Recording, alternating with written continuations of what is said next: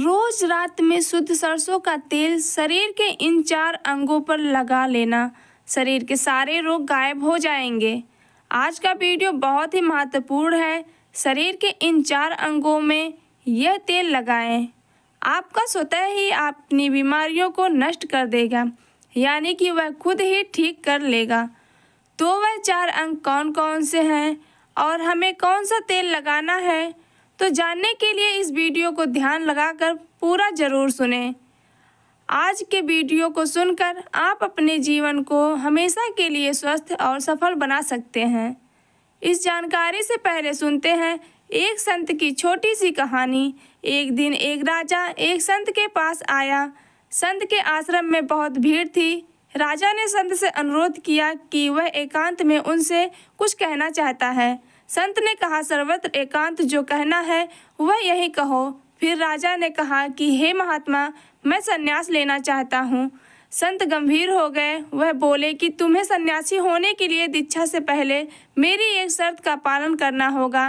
राजा ने थोड़ी देर विचार करके कहा कि जब दीक्षा लेनी ही है और सन्यासी होना ही है तो मुझे आपकी सभी शर्तें मंजूर हैं। फिर संत ने आदेश दिया और कहा कि अपने कपड़े उतारो और अपने पैरों से जूते भी उतारो और नग्न हो जाओ, और इसी नग्न अवस्था में अपने राज्य के राजमार्गों पर स्वयं को जूते मारते हुए एक चक्कर लगाकर आओ। राजा असमंजस में पड़ गया। राजा ने कहा, हे महात्मा, आप यह क्या कह रहे हैं? मैं एक राजा हूँ, किस तरह से मैं नग्न होऊंगा और नग्न होकर अपनी ही सड़कों पर कैसे खुद को जूते मारते हुए चक्कर लगाऊंगा? लेकिन फिर भी राजा को सन्यासी होना था, तो उसने संत की शर्तें मान ली और वह वैसा ही करने के लिए निकल पड़ा। राजा ने वैसा ही किया। वह नग्न होकर स्वयं को जूते मारते हुए राज्य की सड़कों पर चलने लगा। और उधर राजा के चलने जाने पर एक शिष्य ने उन संत से कहा कि गुरुदेव, जब हम आपसे दीक्षा लेने आए थे तब तो आपने ऐसी कठोर शर्त नहीं लगाई थी। आप तो स्वयं करुणा के अवतार हैं, फिर आपने उस राजा के साथ ऐसा कठोर व्यवहार क्यों किया? तब वह संत बोले, जब तुम लोग संन्यास लेने आए थे तब तुम्हारे अंदर अहंकार बहुत बड़ा नहीं था, इसीलिए तुम लोगों से घर घर से भिक्षा मंगवा कर ही काम बन गया। यह तो एक बड़ा राजा है, इसका अहंकार भी बहुत बड़ा है, इसीलिए जितना बड़ा रोग उतनी बड़ी दवाई, इसीलिए महारोग की दवाई भी अधिक शक्तिशाली होती है। इसी कारण वंश में मैंने राजा की परीक्षा भी उतनी ही कठिन ली है। राजा जब इस दशा में अपनी ही प्रजा के सामने से गुजरेगा तो उसका अहंकार चूर चूर हो चुका होगा। राजा ने शाम तक शर्त पूरी कर ली और उन संत के चरणों में आकर गिर गया और कहने लगा, अब तो मुझे आप दीक्षा देकर मुझे सन्यासी बनाएं। संत ने राजा के लिए सिर पर मुकुट रखा और कहा कि अब तुम्हें सन्यास लेने की जरूरत ही नहीं है, जाओ और कर्ता भाव छोड़कर साक्षी भाव से राज करो। अब तो तुम राजस्व हो चुके हो, अब तुम राजस्व हो। देखिए किस तरह से उन संत ने एक राजा को उपदेश दिया और राजा का जीवन धन्य हो गया।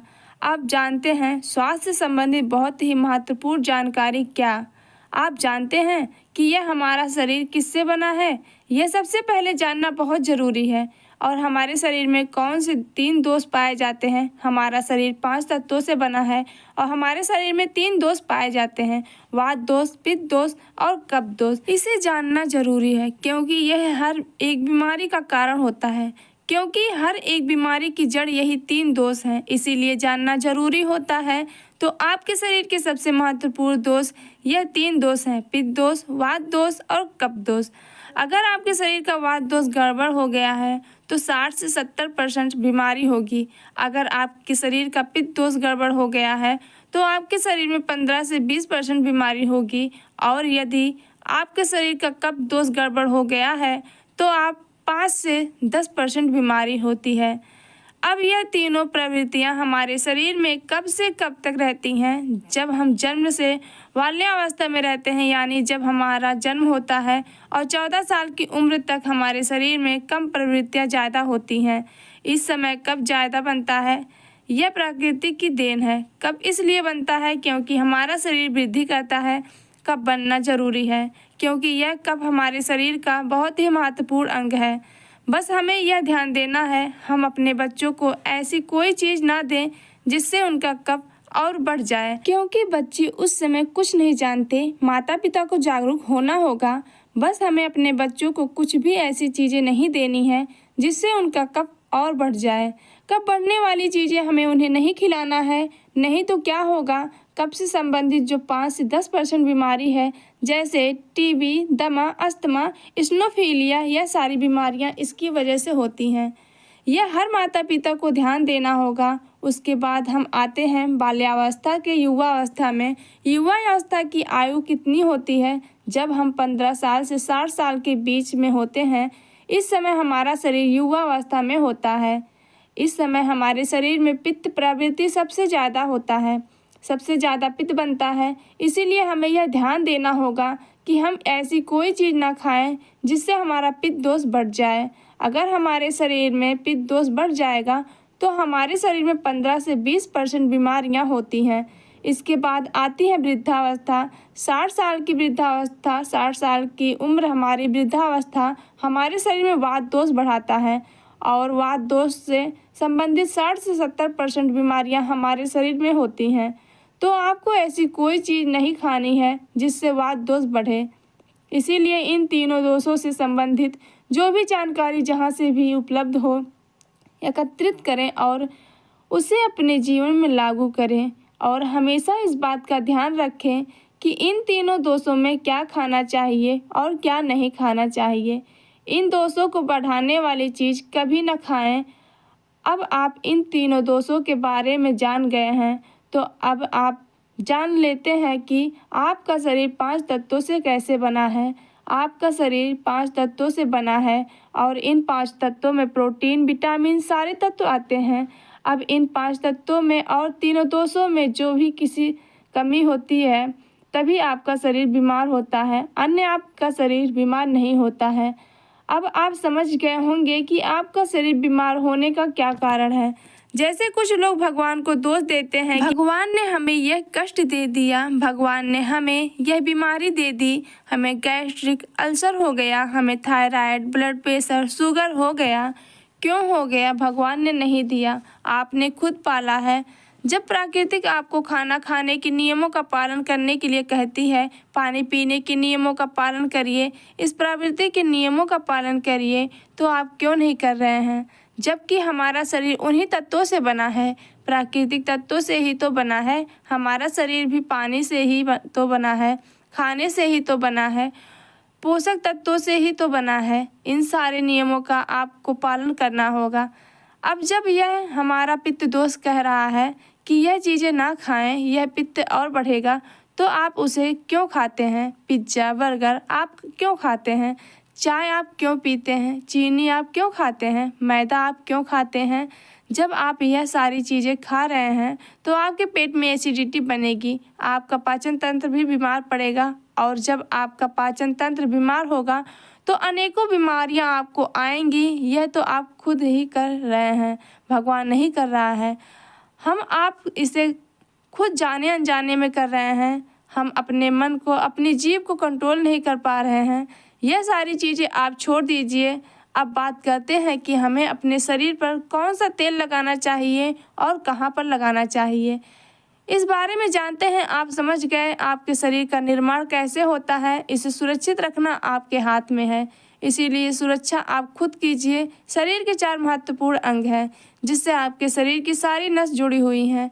पहला है नाभि, दूसरा है पैर का तलवा, तीसरा है आपकी नाक, चौथा है आपका सिर।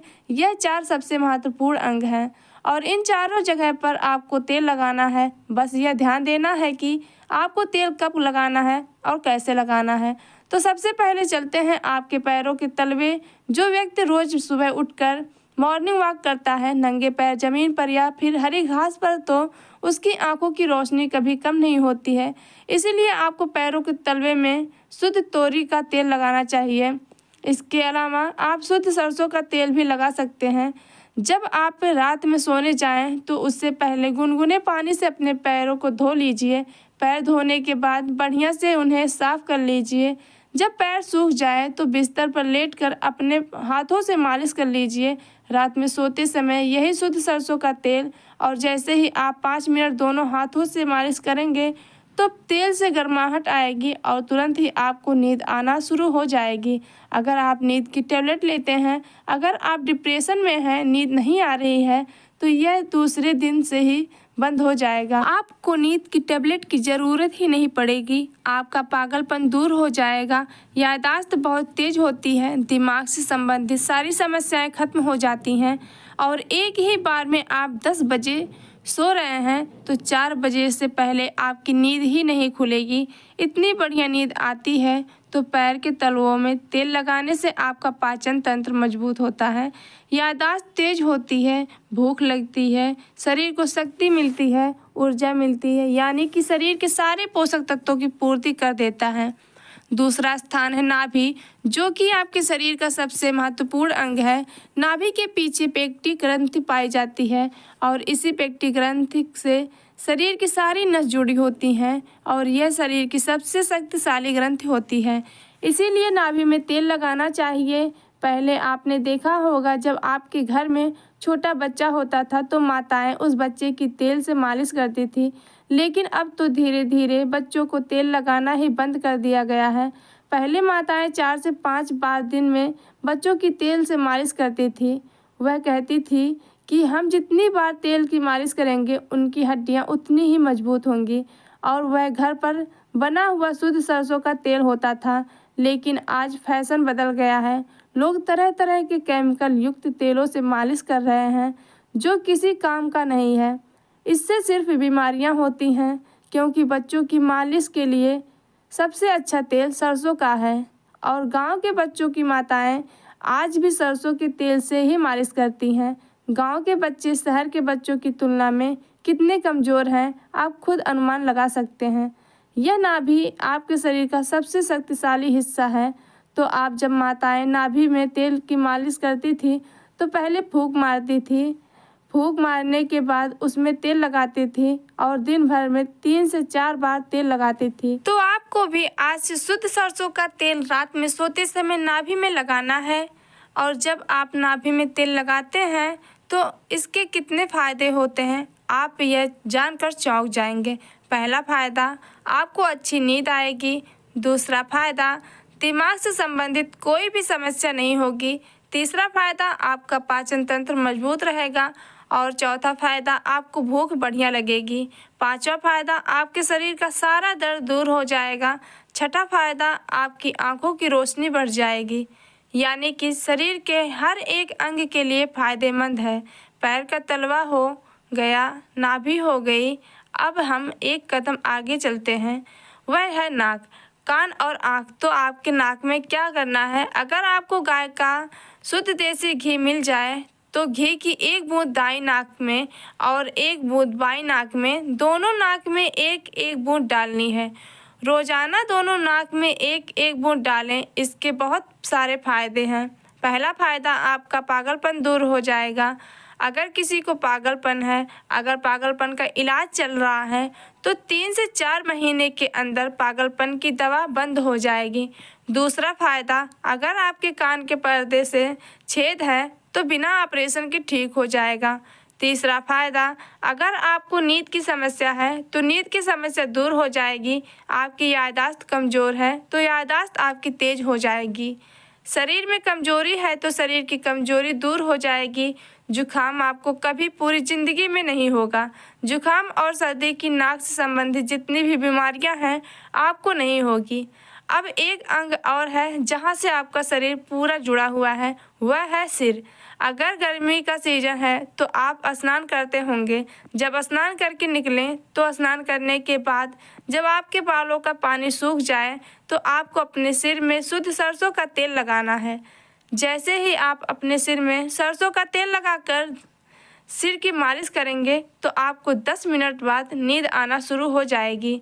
सिर में सोते समय तेल लगाने से कई सारे फ़ायदे हैं, जैसे आपका जो बाल पक रहा हो वह भी रुक जाएगा, आपको नींद बढ़िया आएगी, दिमाग की याददाश्त बढ़ेगी, शरीर की शक्ति बढ़ेगी, शरीर की कमजोरी दूर हो जाएगी, यानी कि शरीर की सारी शक्तियाँ आपको मिलेंगी।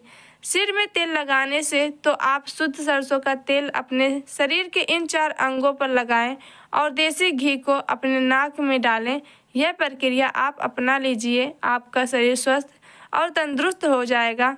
हमारा शरीर हमारे ऊपर डिपेंड है, हम इसे किस तरह से रखते हैं। मान लीजिए एक कपड़ा है, आप उसे कितनी सेफ्टी से रखते हैं।